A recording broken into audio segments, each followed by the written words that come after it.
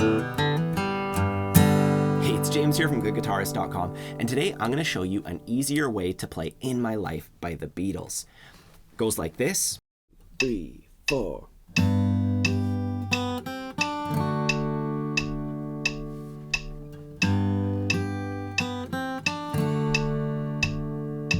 There are places I'll remember all my life, though some have changed, some forever, not for better. Some have gone and some remain. All these places have their moments with lovers and friends. I still can recall. Some are dead and some are living. In my life, I've loved them all.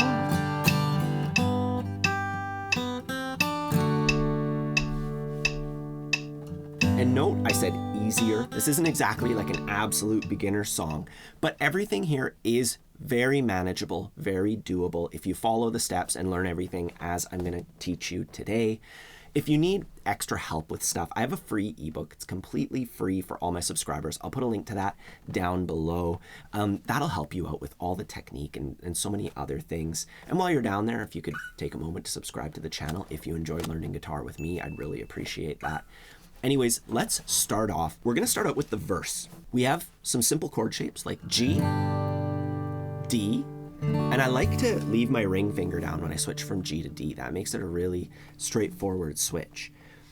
Then we go to E minor, and you can leave your ring finger down for that too, and then you can kind of like remove it last second or even leave it down the whole time. And then we're going to G7/F, and that seems like this big crazy chord, but it's really a 2-finger chord. It's a bit of a stretch, but it's actually quite comfortable, I feel. You put your index finger on the 1st fret of the thickest string, and then you put your pinky on the 3rd fret of the thinnest string. Same place as it would be on a G chord. And the cool thing about this one is normally you have to like curl your fingers and make your technique all good. You actually want your index finger to flop down and mute the A string. So you just kind of comfortably grab those 2 frets. And that's a, really cool sounding chord shape. Definitely not one of the basic ones, but quite simple to play. And we come from an E minor chord. So your index finger is almost where it needs to be. You just reach over diagonally to the 1st fret. You can just try that, E minor into that G7/F. Just switch a few times.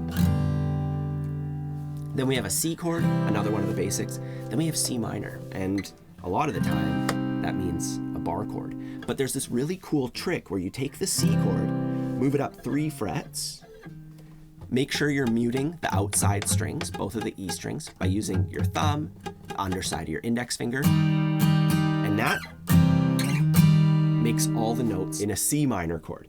And that's it. Those are all the shapes that we need to play through most of the tune. I'm just going to put them up here so you can see the chord order. And it's really important, especially with this song, to play downstrokes and count as you play through the chord progression, because some of the chords we're going to play for just 2 strums and some of them we're going to play for 4 strums. Let's just do that together. We'll do it at 60 beats per minute, which is kind of like my default. Like if you can do it at 60, you can always work it up a little bit more. 1, 2, 3, 4. 1, 2, 3, 4. 1, 2, 3, 4.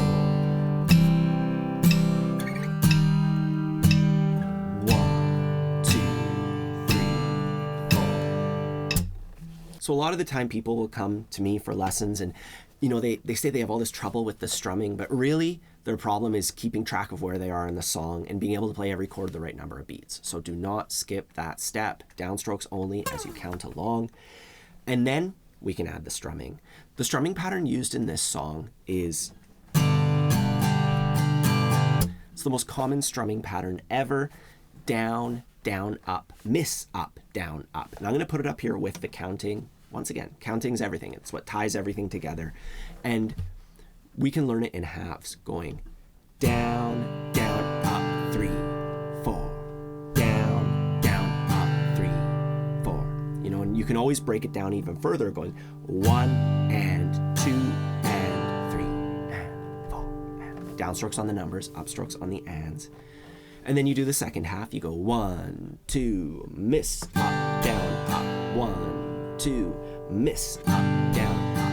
And I want you to do it that specific way where you learn it in halves. Then you can put it all together, 3 and 4 and 1 and 2 and 3 and 4 and down, down, up, miss, up, down, up. And once you do it a bunch of times in a row, slow and steady, you're set. Now, when it comes to applying this strumming pattern to our chord progression, you'll see there's a lot of points where we just have 2 strokes per chord, like 2 strums on G, 2 on B. Well, for those parts, we're just going to play the first half of our strumming pattern. So there are down, down, up, down, down, up. But here, for E minor going into G7 over F, we're going to play our full strumming pattern and split it over those 2 chords. We're going to go down, down, and then we switch on that upstroke. So it's a pretty quick switch, but it's actually pretty easy, and you can definitely just keep working on that switch till this works out. But applying our strumming pattern to it, down, down, up, down, 1, 2, 3, 4, down, down, switch. And you'll definitely want to take the time and work that part out. And then the rest of it's pretty straightforward. You either play the first half of the strumming pattern if you only have 2 beats of that chord, or the full thing like on that G chord at the end. Let's just try this. 72 beats per minute. 1, 2, 3.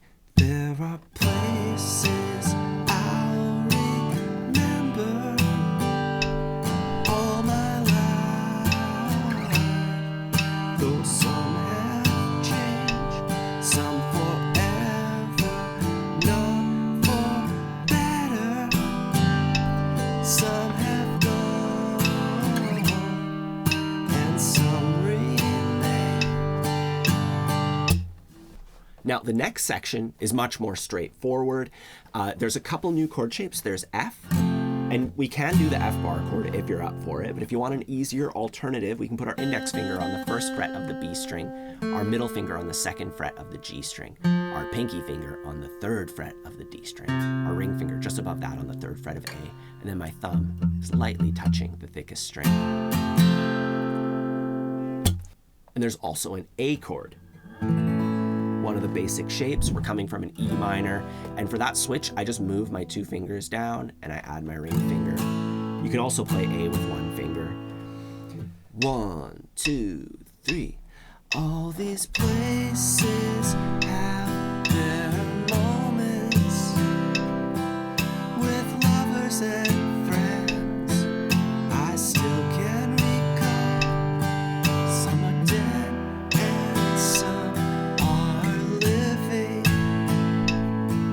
in my life. I love them all. Now that is all of the chord and strumming stuff in this tune. The only other part is probably the most iconic part of the entire song.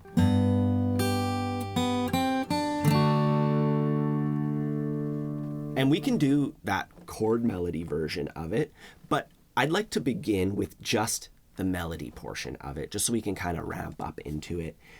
We're going to put our pinky on the 3rd fret of the thinnest string, and then we're going to play the open B string, and then the thinnest string, right? And then on the B string, we go O, 1, 3. And then I'm going to remove my pinky finger and put my middle finger down to play the 2nd fret of the thinnest string. So that's the first bit, and then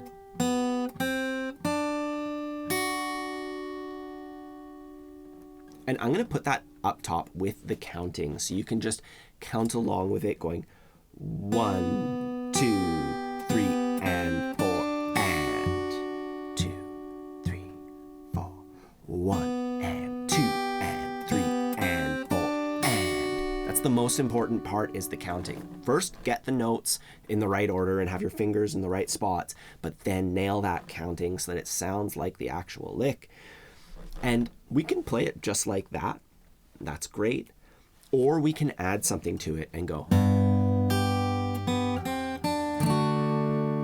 to, you know, beef it up with a little bit of chord action behind it. And to do that, I'm putting my ring finger on the 3rd fret of the thickest string. My pinky is still on the 3rd fret of the thinnest string. I pluck the thickest string with my pick, and I pluck the B string with my middle finger.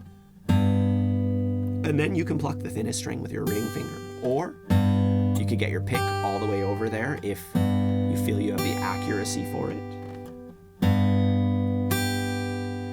And then same thing, open B string, 1st fret, and here you gotta let go of that chord and then play the 3rd fret with your ring finger. So we're using the exact same fingering. Our finger was just a little preoccupied, you know, so. And once we're here, we can pivot off our ring finger and just strum a D chord, and the thinnest string of our D chord is our melody note. So all that practice going from G to D and pivoting off your ring finger will pay off in this exact moment. Pivot into that D shape. So as I said before, I recommend nailing that melody, having the rhythm down and everything. And then we're just basically adding something to 2 points. To the very first note.